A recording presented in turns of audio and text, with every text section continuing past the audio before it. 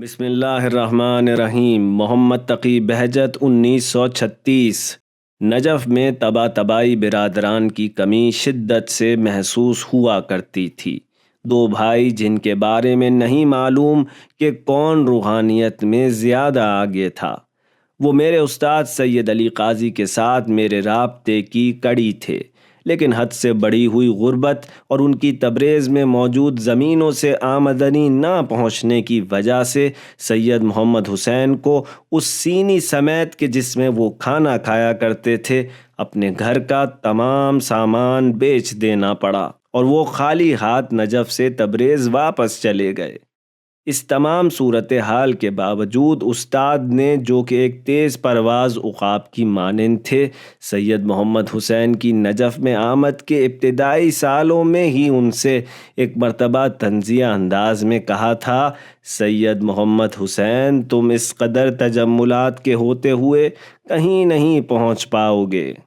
میں بھول نہیں سکتا ہوں جب غروب کے اوقات میں ہم استاد کے گھر جاتے تھے، کبھی وہ سید محمد حسین کو نماز پڑھانے کے لیے آگے بڑھا دیا کرتے تھے۔ سید بھی استاد کے حکم کی اطاعت کرتے تھے۔ نماز کے آخری سجدے میں لطیف اور سوزناک آواز میں جو آسمانی مناجات وہ پڑھا کرتے تھے اسے میں کبھی نہیں بھلا سکتا ہوں۔ اگرچہ خود استاد نے بھی طبع طبائیوں سے کہا تھا کہ وہ صورتحال کے پیش نظر ایران واپس چلے جائیں، لیکن ان دونوں درخشاں ستاروں سے دوری خود ان کے لیے بھی بہت تکلیف دہ تھی، اور جب بھی وہ انہیں یاد کرتے ان کی آنکھوں سے اشک جاری ہو جاتے تھے۔ لیکن کیا کیا جا سکتا تھا؟ تقدیر اسی طرح لکھ دی گئی تھی کہ استاد کے شاگرد ایک کے بعد ایک ان کی شمع وجود کے اطراف سے پراکندہ ہو جائیں۔ رضا خان نے سرحدوں پر عراق میں رقم کی منتقلی کے خلاف سخت پابندی لگا رکھی تھی، لہٰذا نجف میں میری تقریباً 12 سالہ اقامت کے دوران شاید 10 ایرانی بھی نجف نہ آئے ہوں۔ غربت اور مشکلات نے نجف کے اکثر طلاب اور اساتذہ کو جکڑ رکھا تھا، حتیٰ کہ میرے بزرگ استاد سید محمد اصفہانی بھی اپنے گھر کا سامان فروخت کر دینے پر مجبور ہو گئے تھے۔ خود استاد بھی بارہا مجھ سے قرض لینے پر مجبور ہوئے تھے۔ دوسری جانب سید ابو الحسن اصفہانی نے، جو کہ حق و انصاف کی بات یہ ہے کہ ایک بزرگ مرد اور باتقویٰ انسان تھے، مگر مصلحت انہوں نے یہی سمجھی تھی کہ حوزہ نجف صرف اور صرف فقہی اور اصولی علوم تک محدود رہے۔ اسی لیے نجف میں دوسرے علوم کا بازار مندی کا شکار ہو گیا تھا اور دیگر علوم کے علماء کو دیوار سے لگا دیا گیا تھا۔ اسی دوران استاد کے خلاف بعض طلاب کی جانب سے ایجاد کی جانے والی محاذ آرائی کی وجہ سے عملاً وہ گھر تک محدود ہو کر رہ گئے تھے۔ ان کے گھر پر پتھر مارے جاتے، انہیں صوفی کہا جاتا، مگر جہاں تک میں استاد کے بارے میں جانتا تھا وہ صوفیوں سے متنفر تھے اور صوفی مسلک درویشوں کے مسلک سے مکمل طور پر الگ نظریہ رکھتے تھے۔ لیکن ایک گروہ تھا کہ اگر کوئی ملا صدرہ، مولانا روم، حافظ یا ابن عربی کا نام بھی لیتا تو اسے مکمل منحرف اور خطا کار سمجھتا تھا۔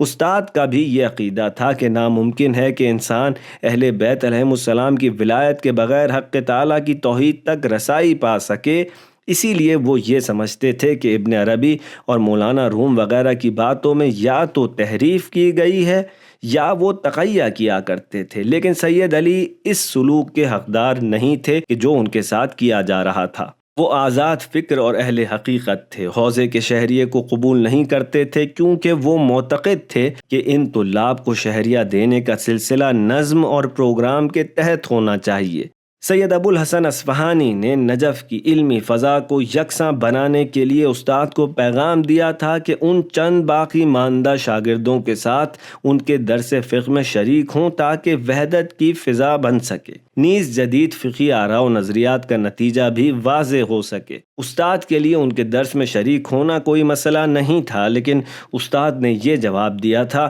آج آپ کا درس فقہ مرکز آمد اور حوزے کے لیے مبارک ہے، اور در حقیقت حقیقت آپ کی اجتماعی مرکزیت کے اعلان کے باعث اعلیٰ و ادنیٰ آپ کے گرد جمع ہوتے ہیں، مگر آپ یا آپ کے نزدیک افراد کو اس سے کچھ حاصل نہیں ہوتا اور نہ ہی اس سے کوئی فائدہ ہوگا۔ لہٰذا میں یہ مناسب نہیں سمجھتا کہ اس شور شرابے اور ہنگامے میں حصہ لوں، ورنہ کیا ہم مدرسہ قوام میں فقہی مسائل پر بحث کرنے کے لیے حاضر نہیں ہوا کرتے تھے؟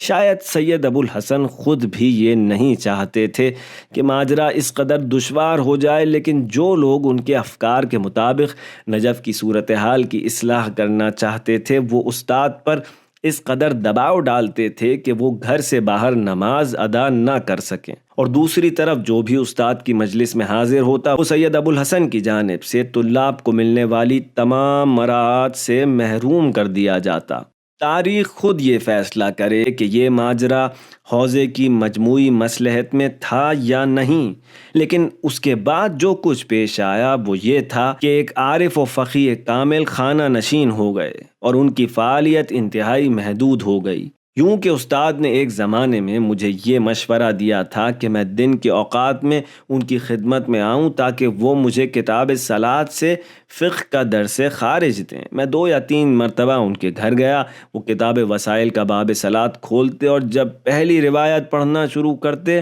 تو اس قدر گریا کرتے کہ درس کا سلسلہ ہی منقطع ہو جاتا تھا۔ میں چند دن اس درس میں گیا، لیکن چونکہ مجھے فقہ کی ضرورت تھی میں نے محسوس کیا کہ یہ درس علمی حوالے سے میرے کام نہیں آ رہا ہے، بس میں نے اسے ترک کر دیا، اگرچہ بعد میں اپنے اس عمل پر میں شدت سے پشیمان ہوا۔ ایک زمانے میں نے سوچا کہ اگر استاد کے دروس کی قدردانی کروں تو ان کی کیا قیمت ہوگی۔ میں اس نتیجے پر پہنچا کہ ان کے ہر درس کے لیے اس زمانے کے لاکھ تومان بھی کم ہیں۔ اس وقت کے لحاظ سے یہ ایک بہت بڑی رقم تھی۔ استاد نے مجھے مکمل خاموشی کا حکم دے رکھا تھا اور یہ دستور میرے والد کی جانب سے نماز شب کو ترک کر دینے کے خاص حکم کا مداوا کرتا تھا۔ کچھ لوگوں نے میرے والد کو یہ بتایا تھا کہ تمہارا بیٹا نجف میں ایک صوفی سے رابطے میں ہے، اور وہ یہ سمجھتے تھے کہ اس صوفی کی باتیں ماننے کی وجہ نماز شب ہے، اسی لیے انہوں نے مجھے نماز شب پڑھنے سے منع کر دیا تھا۔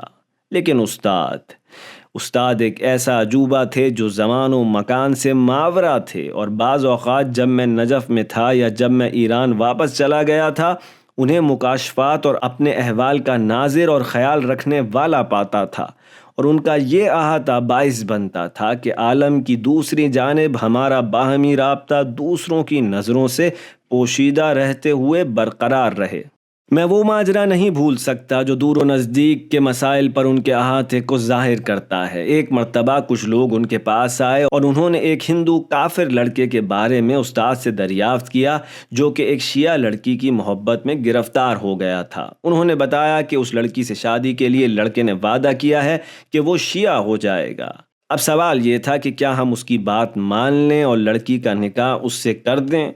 باعث تعجب یہ ہے کہ استاد نے مختصر غور و فکر کے بعد ہندوستان میں شائع ہونے والے ایک انگلش میگزین کا نام لیا اور کہا کہ اگر وہ اس پر تیار ہو کہ اس کے شیعہ ہونے کی خبر اس میگزین میں عمومی طور پر شائع ہو جائے تو لڑکی اس سے بیاہ دیجیے۔ اس واقعے کی عجیب بات یہ تھی کہ نجف میں استاد کے پاس اس میگزین کا ایک ورق بھی نہیں پہنچتا تھا۔ پھر انہیں ایک ہندوستانی میگزین کے بارے میں جو کہ انگریزی زبان میں شائع ہوتا تھا کیسے معلوم ہو سکتا تھا؟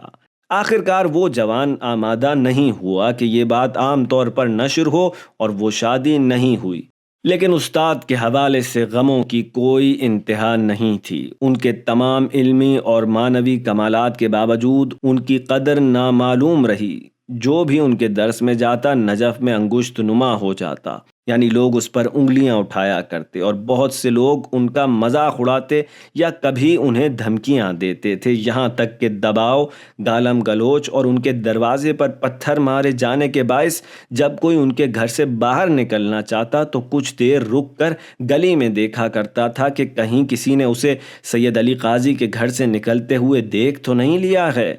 ان سب کی وجہ سے میرا ان سے شخصی رابطہ کم ہوتا گیا، لیکن میں کبھی کبھی ان کی خدمت میں حاضر ہوا کرتا اور کبھی اپنے سوالوں کو لکھ کر شیخ عباس قوچانی کے ذریعے بھیج دیا کرتا تھا تاکہ جواب تحریری شکل میں دریافت کر لوں۔ اگرچہ میں اپنے سوال حضوری طور پر ان سے دریافت نہیں کر سکا، لیکن وہ کبھی بھی میرے سوال کو بے جواب نہیں رہنے دیا کرتے تھے۔ ان کے درس کے دوران جب میں مکمل خاموشی اختیار کیے ہوئے تھا، اگر میرے ذہن میں کوئی سوال آتا تو وہ اپنی روحانی فراست سے اسے بے جواب نہیں رہنے دیتے تھے، اور باعث حیرت یہ ہے کہ کہتے تھے، اور شیخ محمد تقی گیلانی کے سوال کا جواب۔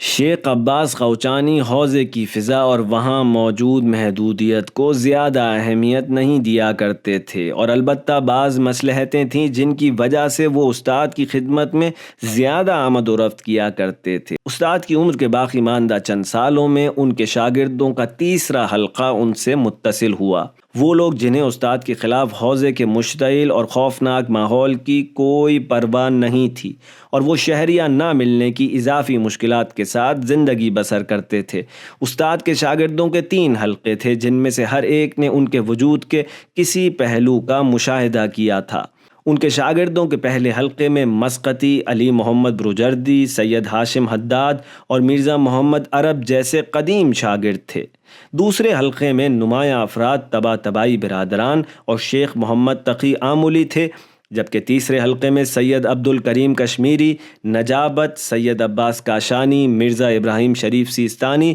جو کہ استاد کے داماد بھی بنے تھے، اور بعض دوسرے چند افراد شامل تھے۔ پہلے اور دوسرے حلقے کے شاگردوں کے لیے استاد کی نصیحتیں اور دروس معرفت النفس کے محور پر بھی تھے، لیکن تیسرا حلقہ جس میں بہت کم افراد شامل تھے اور استاد بھی ضعیف اور خانہ نشین ہو چکے تھے، ان مشکلات کے علاوہ سید ابو الحسن کی خواہش کی رعایت کرتے ہوئے ان امور کے چند کلیات بیان کرتے اور زیادہ تر شاگردوں کو اپنی قوت اور نفس الہی سے عالم کے باطن میں سیر کرواتے تھے۔ اب ان کا باہر آنا جانا بہت کم ہو گیا تھا، اور وہ اپنے گھر میں نماز جماعت قائم کرنے اور خاموشی کے ساتھ مخصوص و محدود درس پر اکتفا کرتے تھے، محدود دستور دیتے اور اپنی عمر کے آخری حصے میں اپنے شاگردوں کی معنوی سیر کو زیادہ تر واجبات ادا کرنے اور محرمات الہی ترک کرنے کی جانب مبذول کرواتے تھے۔ ان کا کہنا تھا، اگر کوئی نماز کو اول وقت میں ادا کرے اور اعلیٰ مقامات تک نہ پہنچے تو مجھ پر لعنت کرے۔ اسی لیے جب شاگرد واجب و محرمات کے حوالے سے کاربند ہو جاتا تو اسے اعلیٰ مقامات کے ادراک کے لیے مستعد کیا کرتے، اور جو ان مراحل کی صلاحیت پا لیتا اسے اذکار اور توجہات دیا کرتے تھے۔ حتیٰ سید ابو الحسن کا زیادہ سے زیادہ ساتھ دینے کے لیے جو عمومی احکام چاہتے تھے کہ سب شاگرد ان پر عمل کریں، انہیں تحریری شکل میں دینے پر اکتفا کرتے، اور شاگرد اس کی نقول بنا لیتے تھے۔ وہ توحید کے تیز پرواز عقاب تھے جس نے زمان اور کون و مکان کو پیچھے چھوڑ دیا تھا، اور کثرات سے جنم لینے والے اتار چڑھاؤ اور پریشانیوں نے ان پر اور ان کے آسمانی قلب کی روشنی پر کوئی منفی اثر نہیں ڈالا تھا۔ میں کیا کروں کہ ایسا کوئی قوی قلم نہیں جو قاضی کو ان بلندیوں سے کہ جن میں وہ سیر کیا کرتے تھے شکار کر کے شعور تاریخ کے لیے تحریر کرے۔ ہاں، ہزار افسوس کہ ہم حضرت استاد کے لیے ان کے